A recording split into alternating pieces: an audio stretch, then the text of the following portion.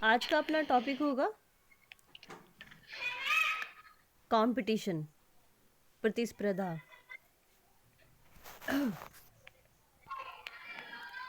हमारी सोसाइटी में किसी न किसी क्षेत्र में और किसी न किसी बात को लेकर एक दूसरे के बीच बंद कर लो।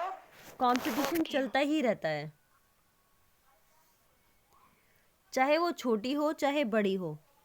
एक होता है कि हम किसी भी उपलब्धि के लिए, किसी भी उपलब्धि को प्राप्त करने के लिए जब दो ग्रुप आपस में कोशिश करते हैं कि मैं आगे बढ़ जाऊं, दूसरा कोशिश करता है कि मैं आगे बढ़ जाऊं, तो उस वाली स्थिति, वो जो बीच वाली स्थिति होती है उसको प्रतिस्पर्धा कहते हैं। कहते नहीं, जब तुम्हारी क्लास में एक बच्चा कहेगा कि मुझे फर्स्ट आना है, दूसरा सोचेगा कि मुझे फर्स्ट आना है, तीसरा सोचेगा कि मुझे फर्स्ट आना है, तो तुम्हारे बीच जो ये स्थिति है, ये जो कंडीशन बनी हुई है, ये प्रतिस्पर्धा कहलाती है कि गुड एक मॉर्निंग दूसरे, मैम। गुड मॉर्निंग, एक दूसरे से आगे निकलने की होड़ ही प्रतिस्पर्धा कहलाती है। ये बहुत बार पॉजिटिव नहीं होती, मतलब कि सहयोगी प्रक्रियाओं में ये नहीं आती, बल्कि असहयोगी प्रक्रियाओं में आती है। लेकिन कहीं कहीं ये सहयोगी प्रक्रिया भी बन जाती है जब हम एक दूसरे से आगे निकलने की होड़ तो करते हैं, लेकिन ग्रुप स्टडीज में करते हैं कि हम एक साथ मिलके कोशिश करनी है, तैयारी करनी है आगे बढ़ने की, तो उस कंडीशन में सहयोगी भी हो जाती है। लेकिन वो बहुत कम होता है कहीं कहीं पर कि ये सहयोगी हो, नहीं तो ये असहयोगी प्रक्रियाओं में से ही एक है। ठीक है, तो इसकी परिभाषाएं अकॉर्डिंग टू राइटर्स, बोगार्ट्स कहते हैं कि प्रतिस्पर्धा किसी ऐसी वस्तु को प्राप्त करने के लिए, किसी ऐसी वस्तु को प्राप्त करने के लिए की गई एक प्रतियोगिता है जो इतनी मात्रा में नहीं पाई जाती कि पूरी मांग की पूर्ति हो सके। ठीक है, कि कोशिश तो है, एक दूसरे में होड़ लगी है, अब फर्स्ट तो एक ही आएगा, दूसरा तो सेकंड ही आएगा। ठीक, तो ये है कि सारे के सारे उस चीज को प्राप्त नहीं कर सकते, तो एक दूसरे से आगे निकलने की होड़ प्रतियोगिता कहलाती है, प्रतिस्पर्धा कहलाती है। फिर कहते हैं फेयर चाइल्ड। फेयर चाइल्ड कहता है कि प्रतिस्पर्धा सीमित वस्तुओं के प्रयोग अथवा अधिकार के लिए किए जाने वाले संघर्ष को कहते हैं। जैसे प्राइम मिनिस्टर की पोस्ट तो एक ही है, प्राइम मिनिस्टर की कुर्सी तो एक ही है, वहां पर तो एक ही जाएगा, तो हर पार्टी इस टाइम अपना अपना जोर लगा रही है, पूरा सब पार्टियों के बीच प्रतिस्पर्धा चली हुई है कि मैं उससे आगे, मैं उससे आगे, मैं उससे आगे, तो ये कहीं कहीं हिंसात्मक भी हो जाती है। तो एक दूसरे से आगे निकलने की होड़ ही प्रतिस्पर्धा कहलाती है। मतलब किसी सीमित वस्तुओं के प्रयोग अथवा अधिकार के लिए किए जाने वाले संघर्ष को प्रतिस्पर्धा कहते हैं। ठीक है, ये हुए राइटर्स के अकॉर्डिंग। यहाँ तुम्हारा बुक में ग्रीन भी दिए हैं, सदरलैंड, वुडलैंड, मैकवेल, ये भी दिए हुए हैं। इनके अकॉर्डिंग कि प्रतिस्पर्धा व्यक्तियों या समूहों के बीच उन संतुष्टियों जिन्हें उनके सीमित होने के कारण, मतलब कि कहा ना कि कुर्सी तो एक है और उस पर कैंडिडेट अनेक हैं, तो कारण सब प्राप्त नहीं कर सकते, की प्राप्ति के लिए एक अव्यक्तिक, अचेतन और निरंतर चलने वाला प्रयास है। ठीक है, कि कोई भी उपलब्धि प्राप्त करने के लिए, किसी को आईएएस बनना है, किसी को पीसीएस बनना है, किसी को अधिकारी बनना है, किसी को वकील बनना है, किसी को टीचर बनना है, किसी को इंस्पेक्टर बनना है, तो पद एक एक है, उन पर उनकी प्राप्ति के लिए जो होड़ मचती है उसी को प्रतिस्पर्धा कहते हैं। वो किसी को प्राप्त हो जाती है और किसी दूसरे पक्ष को नहीं होती। ऐसे ही ग्रीन कहते हैं कि प्रतिस्पर्धा दो या दो से अधिक समूहों द्वारा उन लक्ष्य को प्राप्त करने का प्रथम प्रयास है जिन्हें कोई भी दूसरे से समझौते द्वारा प्राप्त करने की आशा नहीं रखता, कि समझौता कोई नहीं हो सकता, या तो चेयर आपकी है या हमारी है। ठीक है, तो इस तरह से ये सारे के सारे राइटर्स अपने अपने शब्दों में एक ही बात कहते हैं कि एक दूसरे से आगे निकलने की होड़, चाहे वो समूह में हो चाहे आप अकेले एक दूसरे से आगे निकलने की होड़ कर रहे हो, तो ये ही प्रतिस्पर्धा कहलाती है। अब कहते हैं ऑकबर्न तथा निमकॉफ कहते हैं कि प्रतिद्वंदिता व्यक्तिक प्रतिस्पर्धा का दूसरा नाम है। प्रतिद्वंदिता व्यक्तिक प्रतिस्पर्धा का दूसरा नाम है। ये कई बार देखी गई है, डेफिनेशन कहीं भी आ जाती है कि ये किसने कहा है कि प्रतिद्वंदित व्यक्तिक प्रतिस्पर्धा का दूसरा नाम है। तो ये ऑकबर्न तथा निमकॉफ की है। ठीक है, ये एक ऐसी प्रक्रिया है जो सोसाइटी में निरंतर चलती रहती है, एक पीढ़ी से दूसरी पीढ़ी में देखने को मिलती है, और आज की डेट में तो ये हर सोसाइटी में देखने को मिलती है। पहले तो भाई भाई ये था कि हाँ चल वो भी कोशिश कर रहा है, वो भी कोशिश कर रहा है, किसी को भी मिल जाए, लेकिन आज क्या है कि ये सीट तो मुझे मिलनी चाहिए और वो कहेगा वो मुझे मिलनी चाहिए। किसी भी चीज़ के बंटवारे को लेकर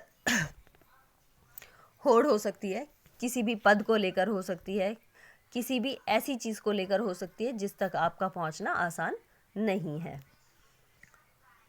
कहते हैं ना कि माउंटेन को लेकर, माउंटेन पर चढ़ने को लेकर प्रतिस्पर्धा होती है, किसी रेस में जीतने के लिए प्रतिस्पर्धा होती है। तो कंपटीशन हर जगह चलता ही रहता है हमारे समाज में, ये व्यवस्थित रूप से है, चाहे कंडीशन कैसी भी हो। फिर आता है प्रतिस्पर्धा की प्रकृति या विशेषताएं। प्रतिस्पर्धा की प्रकृति या विशेषताएं। नंबर 1, सार्वभौमिक प्रक्रिया। प्रतिस्पर्धा क्या है? एक सार्वभौमिक प्रक्रिया है जो हर जगह पाई जाती है, चाहे हमारा देश है, चाहे किसी और का देश है, चाहे गांव है, चाहे शहर है, चाहे कस्बा है, चाहे पिछड़ी से पिछड़ी जाति है या जनजाति है।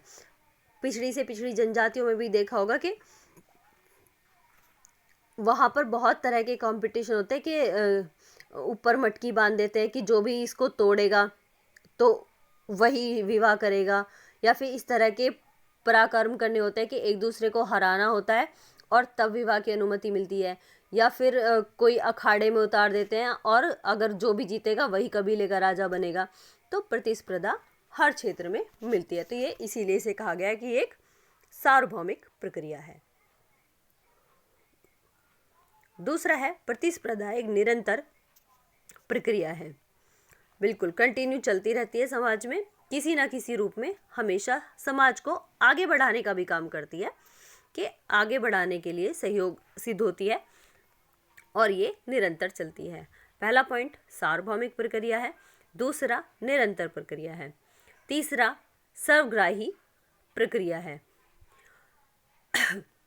क्योंकि इसमें जीवन के लगभग सभी क्षेत्रों में ये पाई जाती है, चाहे आर्थिक हो, चाहे राजनीतिक हो, चाहे शैक्षणिक हो या धार्मिक ही क्यों न हो, तो ये हर क्षेत्र में पाई जाने वाली प्रक्रिया है। ठीक है, पहला सार्वभौमिक, दूसरा निरंतर, तीसरा सर्वग्राही, मतलब राजनीति हो, आर्थिक क्षेत्र हो, शैक्षणिक हो या धार्मिक हो, हर क्षेत्र में ये पाई जाती है। नंबर 4 है, यह प्रक्रिया अधिकतर अचेतन रूप में क्रियाशील होती है। इसमें लगे व्यक्ति अपने लक्ष्य के प्रति चेतन होते हैं। ये एक अचेतन प्रक्रिया है और इसमें जो व्यक्ति लगे होते हैं वो अपने लक्ष्य के प्रति चेतन होते हैं। लक्ष्य को पाने के लिए नियमों से भी परिचित होते हैं कि कौन कौन से नियम हैं, किन किन नियमों के अकॉर्डिंग हम आगे बढ़ सकते हैं। इसलिए सब प्रतिस्पर्धी अपने काम में तन्मयता से जुटे होते हैं, मतलब पूरे मन से अपने लक्ष्य को प्राप्त करने की कोशिश करते हैं और इस बात की ओर प्राय ध्यान नहीं देते कि उनके प्रतिस्पर्धी कौन है या क्या कर रहे हैं। जैसे जितने भी बच्चे हैं वो अपनी तैयारियां कर रहे हैं, तो उन्हें एक दूसरे का ये भी ज्ञान नहीं है कि कौन कौन तैयारी कर रहा है। आप आज यहाँ क्लास ले रहे हैं, कोई दूसरे कॉलेज का बच्चा कहीं और क्लास ले रहा होगा, तीसरे कॉलेज का बच्चा कोई कहीं क्लास ले रहा होगा, तो आप एक दूसरे को जानते भी नहीं हैं। तो इसलिए ये प्रक्रिया जो है वो अचेतन है और इसको जानने वाले जो व्यक्ति हैं, इसमें भाग लेने वाले जो व्यक्ति हैं, वो चेतन हैं। ठीक है।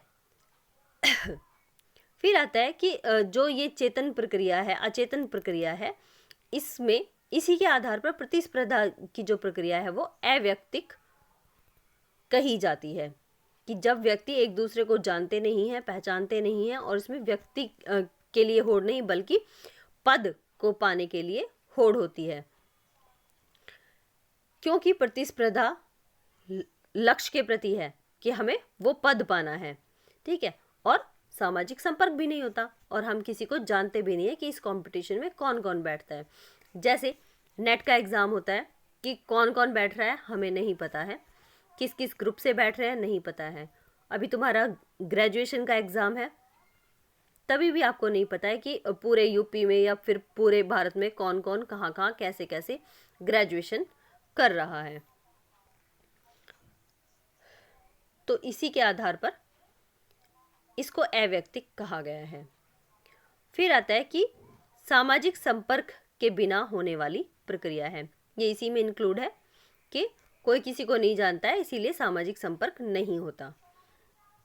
केवल आप अपने ग्रुप को जानते हो, जो बीए में है बच्चे, सिर्फ आप अपने ग्रुप को जानते हैं, और कुछ तो ऐसे होंगे कि उन्हें भी नहीं जानते होंगे।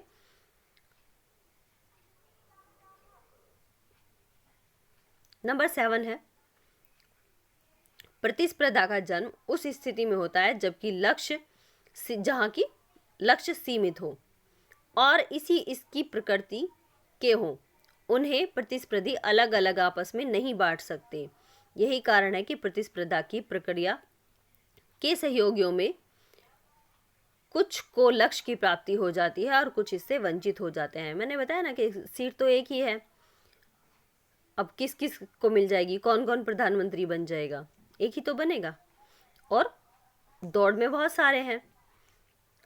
नेक्स्ट नंबर आता है नंबर 8, प्रतिस्पर्धा के उद्गम का स्रोत व्यक्ति की ही इस क्षमता में निहित है कि वह अपनी व्यक्तिगत क्रिया द्वारा लक्ष्य की प्राप्ति कर सकता है। ठीक है।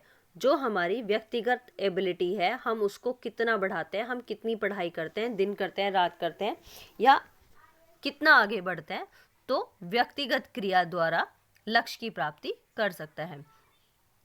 जैसे सड़क के बीच में कोई पेड़ टूटकर गिर जाए तो उससे अकेला व्यक्ति नहीं उठा सकता, तो ऐसी स्थिति में सहयोग की प्रक्रिया का उद्भव होगा, न कि प्रतिस्पर्धा का। प्रतिस्पर्धा की तो यह मान्यता है कि व्यक्तियों में अकेले अकेले लक्ष्य प्राप्त करने की क्षमता है। ठीक है। जब ग्रुप मिलके कोई काम करता है तो उसे सहयोग कहा जाता है। सहयोग के बिना वो काम नहीं हो सकता। ठीक है। ये थी विशेषताएं। फर्स्ट है सार्वभौमिक प्रक्रिया है, दूसरी है निरंतर चलने वाली है, तीसरी है सर्वग्राही है, नंबर 4 है अधिकतर अचेतन प्रक्रिया है, नंबर 5 है ये अव्यक्तिक है, नंबर 6 जो प्रतिस्पर्धी हैं उनके बीच सामाजिक संपर्क नहीं होते, नंबर 7 है इसके लक्ष्य जो है वो सीमित होते हैं, कि पद सीमित होते हैं, नंबर 8 प्रतिस्पर्धा के उद्गम का स्रोत व्यक्ति की क्षमता में ही निहित होता है, कि व्यक्ति क्या कर सकता है और क्या नहीं कर सकता है। यदि एक ग्रुप की क्षमता का आकलन करे तो वो सहयोग कहलाता है।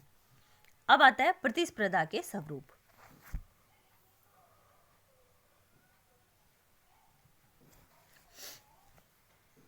प्रतिस्पर्धा के स्वरूप क्या कहते हैं? ये है अकॉर्डिंग टू ग्लीन एवं ग्लीन। ग्लीन कहते हैं कि इसके 4 स्वरूप हैं। ग्लीन के द्वारा इसके 4 स्वरूपों का उल्लेख किया गया है। नंबर 1 प्रजातीय प्रतिस्पर्धा। प्रजातीय प्रतिस्पर्धा जैसे आधुनिक युग में प्रजातियों में भी प्रतिस्पर्धा तीव्रता से बढ़ रही है, तेजी से बढ़ रही है। जैसे गोरे लोगों की धारणा है कि श्वेत प्रजाति ही सर्वोत्तम तथा श्यामवर्णी नीग्रो निम्नतम प्रजातियां हैं। इन दोनों के मध्य अन्य प्रजातियां हैं, परंतु अन्य प्रजातियां गोरे लोगों के इस दावे को स्वीकार नहीं करती। उसका परिणाम यह है कि प्रत्येक प्रजाति अपनी श्रेष्ठता के लिए प्रतिस्पर्धा में व्यस्त है, कि एक जो प्रजातियां हैं वो एक दूसरे से आगे निकलने की होड़ में लगी हुई हैं। नंबर 2, परिस्थिति अथवा कार्य के लिए प्रतिस्पर्धा। अपनी परिस्थिति को ऊंचा करने के लिए और अपने कार्यों में वृद्धि के लिए की गई प्रतिस्पर्धा परिस्थिति अथवा कार्य के लिए प्रतिस्पर्धा कहलाती है।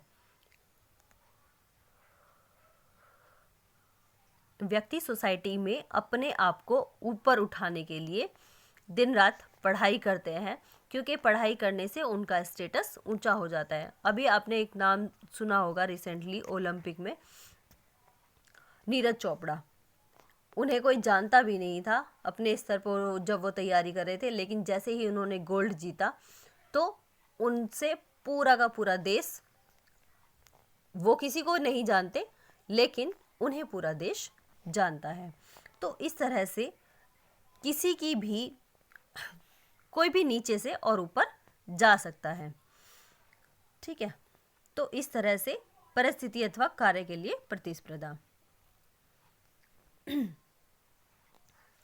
फिर आता है आर्थिक प्रतिस्पर्धा। आर्थिक एक दूसरे के जो इनकम है, इनकम को देखते हुए आपके पड़ोसी जो है वो उनकी अच्छी जॉब है और उनके घर में सारी सुख सुविधाएं हैं, लेकिन आपके घर में उतनी अच्छी सुख सुविधाएं नहीं हैं, या फिर आपके बच्चे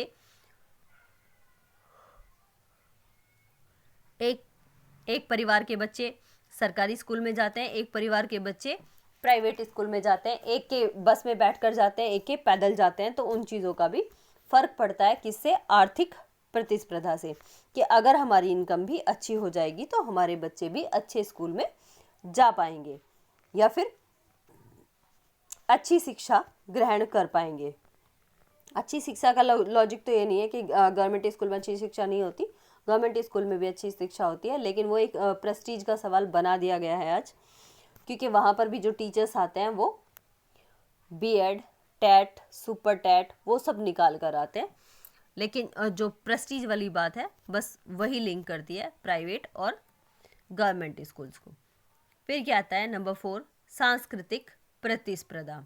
प्रत्येक समाज अपनी संस्कृति को सर्वोत्तम बताता है और दूसरे पर लादने की कोशिश करता है कि हमारी संस्कृति बहुत अच्छी है, आप भी हमारी संस्कृति को अपनाओ।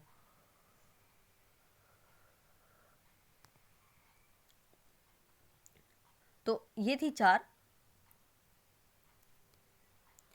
चार स्वरूप गिलिन एवं गिलिन के द्वारा। प्रजातीय प्रतिस्पर्धा, परिस्थिति अथवा कार्य के लिए की गई प्रतिस्पर्धा, आर्थिक प्रतिस्पर्धा और सांस्कृतिक प्रतिस्पर्धा। इसके दो स्वरूप हैं सांस्कृतिक प्रतिस्पर्धा के, अव्यक्तिक प्रतिस्पर्धा और व्यक्तिक प्रतिस्पर्धा। अव्यक्तिक में लोग एक दूसरे को नहीं जानते और उनके बीच प्रतिस्पर्धा होती है। उदाहरण के लिए एक ही प्रकार की वस्तु जैसे सिलाई की मशीन का निर्माण करने वाली अनेक फैक्ट्रियों के मालिक आपस में परिचित हुए बिना ही प्रतिस्पर्धा कर सकते हैं। अर्थात प्रतिस्पर्धा का प्रमुख आधार तैयार किए गए माल की खपत में वृद्धि करना होता है। गिलिन एवं गिलिन बोलते हैं कि प्रतिस्पर्धा का यह प्रकार अचेतन प्रतिस्पर्धा कहलाता है, अचेतन और अव्यक्तिक। ठीक है, कि कोई भी, यहाँ पर तो मशीन की बात होगी, मशीन की फैक्ट्री, आप कोई भी फैक्ट्री हो सकती है, मशीन की, रबड़ की, जूट की, जूतों की, चप्पलों की, तो वो कोई भी फैक्ट्री हो सकती है और उनके बीच, उन व्यापारियों के बीच होने वाली प्रतिस्पर्धा, जबकि वो एक दूसरे को जानते भी नहीं है, तो ये अव्यक्तिक या फिर अचेतन प्रतिस्पर्धा कहलाती है। फिर आती है व्यक्तिक प्रतिस्पर्धा।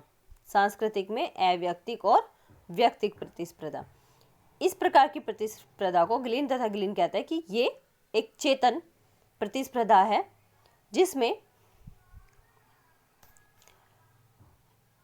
व्यक्तियों के मध्य जानबूझकर की जाने वाली, मतलब जो प्रतियोगिताएं होती हैं वो व्यक्तियों के बीच जानबूझकर की जाने वाली प्रतियोगिताएं होती हैं। जैसे किसी कक्षा के 2 छात्र प्रथम स्थान के लिए परस्पर प्रतिस्पर्धा करने लगते हैं, अथवा 2 पहलवान कुश्ती में पुरस्कृत होने के लिए अखाड़े में लड़ते हैं।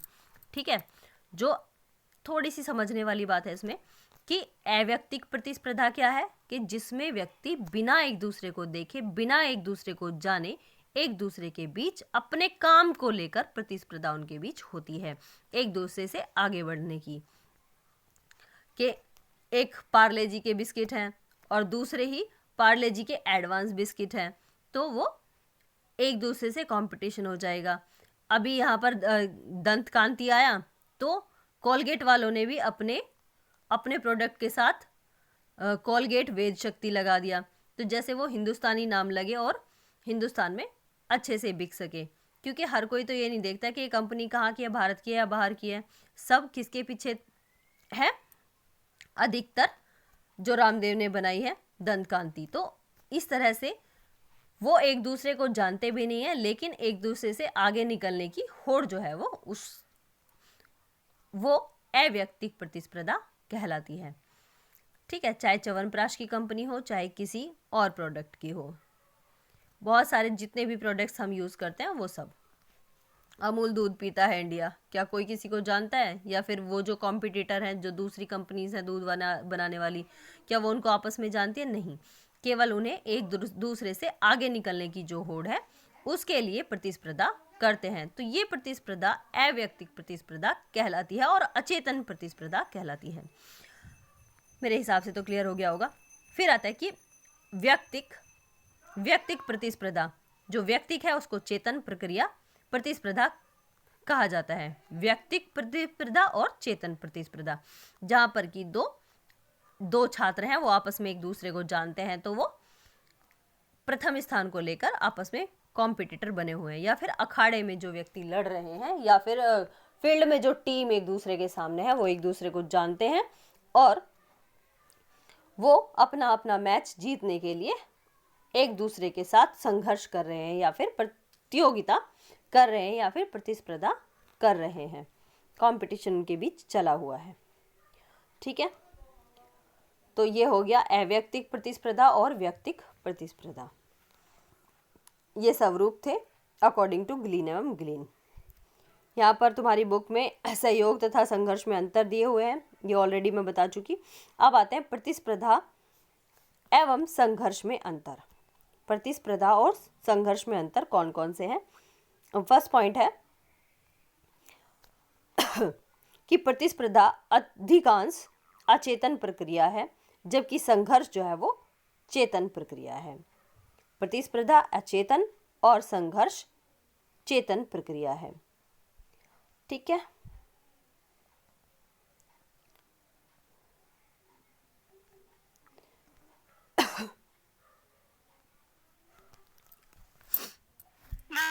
बताना प्रतिस्पर्धा अधिकांश अचेतन प्रक्रिया है, क्योंकि यहाँ लोग एक दूसरे को जानते नहीं है ना। जानने वाली थोड़ा सा एक कॉन्सेप्ट है बीच में कि हाँ भाई जहाँ पे कुश्ती हो रही है तो वहाँ पर एक दूसरे को जानते हैं, अदरवाइज अधिकतर जो प्रतिस्पर्धा है वो अचेतन प्रक्रिया है, जिसमें कि लोग एक दूसरे को नहीं जानते हैं। और जहाँ जानने लगेंगे एक दूसरे को, सामने की मुक्केबाजी हो जाएगी, तो वो संघर्ष कहलाएगा। और वो है कि अपनी टीम को जिताने के लिए जो प्रतियोगिता होती है, तो इसलिए उसमें प्रतियोगिता या प्रतिस्पर्धा भी उसको कह देते हैं। तो जबकि संघर्ष जो है वो पूर्णतः चेतन प्रक्रिया है। नंबर 2, प्रतिस्पर्धा में प्रतिस्पर्धी लक्ष्योन्मुक्त रहते हैं, कि उनके पास एक लक्ष्य होता है और उसके प्रति वो चेतन रहते हैं। उनका लक्ष्य एक सा ही होता है, अपना अपना, परंतु संघर्ष जो है वो दोहरे लक्ष्य हो जाते हैं, कि एक तो प्रतिस्पर्धी को अपने प्रतिस्पर्धी को हराना है और दूसरा अपने लक्ष्य की प्राप्ति भी करनी है। ठीक है, नंबर 3 है प्रतिस्पर्धा एक निरंतर चलने वाली प्रक्रिया है, जबकि संघर्ष जो है वो निरंतर चलने वाली प्रक्रिया नहीं है, वह सतत रहती है। कौन सी? प्रतिस्पर्धा जो है वो सतत रहती है और निरंतर चलती है।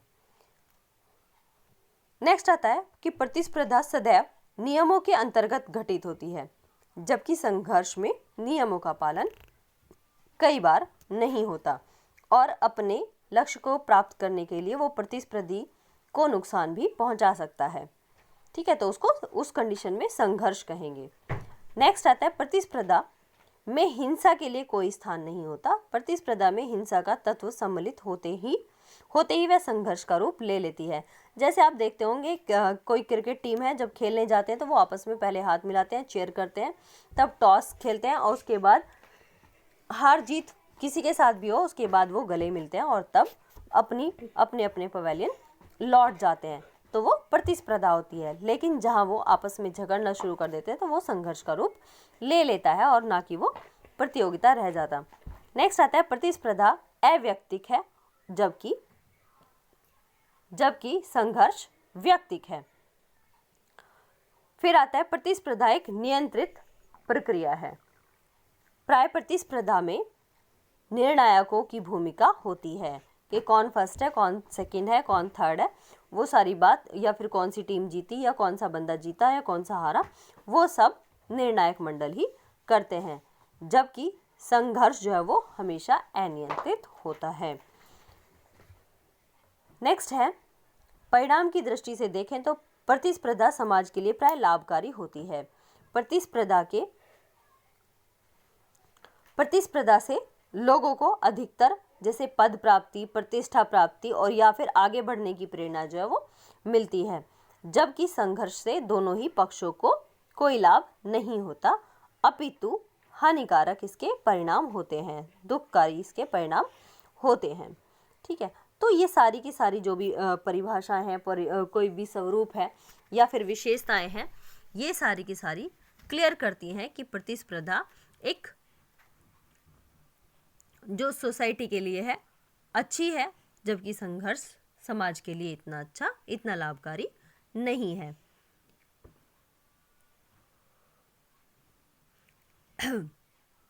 एक समाज विज्ञानी है, मनोवैज्ञानी पीवी अकोलकर, ये कहते हैं कि प्रतिस्पर्धा एक दौड़ है और संघर्ष एक लड़ाई है। प्रतिस्पर्धा एक दौड़ है और संघर्ष एक लड़ाई है। तो ये डेफिनेशन दी है अकोलकर ने, ये डेफिनेशन भी है, ये विशेषता भी है, ये एक अंतर भी है प्रतिस्पर्धा को संघर्ष से अलग करने का। ठीक है, तो ये था आज का तुम्हारा टॉपिक प्रतियोगिता, कंपटीशन। ठीक है, और इसके अंतर भी हो गए। एक बार हम इसको देख लेते हैं शॉर्टली। यहाँ से हमने स्टार्ट किया था कि प्रतिस्पर्धा की प्रक्रिया जैसे भी है सारे माध्यम से होकर गुजरती है। कोई भी अपने स्थान को किसी भी जगह पहुँचने के लिए जो कि उसके लिए पॉसिबल नहीं है और उस जगह पहुँचने के लिए लोग निरंतर जो प्रयास करते हैं उसको प्रतिस्पर्धा कहते हैं। फिर प्रतिस्पर्धा का अर्थ आया, अर्थ के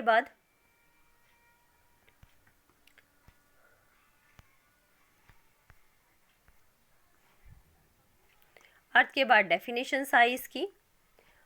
डेफिनेशंस सदरलैंड की मैंने बताई, बोगार्ट्स की बता दी, फेयरचाइल्ड की, ग्रीन की, बीसेंज एवं बीसेंज की भी इसमें है। ठीक है, जब दो या दो से अधिक व्यक्ति एक दूसरे को पीछे छोड़ने के लिए, किसी पद की प्राप्ति के लिए प्रयास करते हैं तो वो प्रतिस्पर्धा कहलाती है। ओवरऑल यही निष्कर्ष निकल कर आता है सारी डेफिनेशंस का। ठीक है, फिर आई प्रतिस्पर्धा की प्रकृति या विशेषताएं। तो ये सार्वभौमिक विशेषता, दूसरी निरंतर विशेषता, नंबर 3 सर्वग्राही, नंबर 4 अधिकतर अचेतन प्रक्रिया, नंबर 5 ये अव्यक्तिक होती है, नंबर 6 इसमें सामाजिक संपर्क नहीं होते, एक दूसरे को लोग नहीं जानते, नंबर 7 लक्ष्य इसके सीमित होते हैं कि पद आपके पास 10 हैं और कैंडिडेट 10,000 हैं या 10 लाख भी हो सकते हैं, तो इसी तरह से लक्ष्य जो है इसके सीमित होते हैं, इसीलिए प्रतिस्पर्धा भी उतनी ही मजबूत होती है। फिर है नंबर 8 प्रतिस्पर्धा का उद्गम जो है, इसका उद्गम व्यक्ति की क्षमता में निहित होता है कि व्यक्ति की क्षमता कितनी है, व्यक्ति कितनी क्षमता है। फिर आता है प्रतिस्पर्धा के स्वरूप, ये गिलिन एवं गिलिन ने 4 बताए। प्रजातीय प्रतिस्पर्धा, परिस्थिति अथवा कार्य के लिए की जाने वाली प्रतिस्पर्धा, और आर्थिक प्रतिस्पर्धा और सांस्कृतिक प्रतिस्पर्धा। सांस्कृतिक प्रतिस्पर्धा दो प्रकार की बताई, अवैयक्तिक और वैयक्तिक। अवैयक्तिक में जो भी फैक्ट्री कर्मचारी या मालिक, जितने भी उनके जो लोग फैक्ट्री चलाते हैं या किसी भी तरह का उद्योग चलाते हैं और वो एक दूसरे को नहीं जानते, व्यवसाय करते हैं और एक दूसरे को नहीं जानते, तो वो एक दूसरे के कॉम्पिटिटर होते हैं बिना एक दूसरे को जाने, तो ये अवैयक्तिक कहलाएगी। और व्यक्तिक, जब खिलाड़ी खेल के मैदान में खेलते हैं तो ये व्यक्तिक प्रतिस्पर्धा कहलाएगी। ठीक है, फिर आता है सहयोग और संघर्ष का अंतर। इस पर एक छोटी सी वीडियो मैंने पहले से बना रखी है। और प्रतिस्पर्धा एवं संघर्ष में अंतर। ठीक है, तो ये हुई आपका टोटल आज का पूरा topic. All the best. And जिस भी बच्चे ने अब तक सब्सक्राइब नहीं किया है चैनल को, वो कर लेना।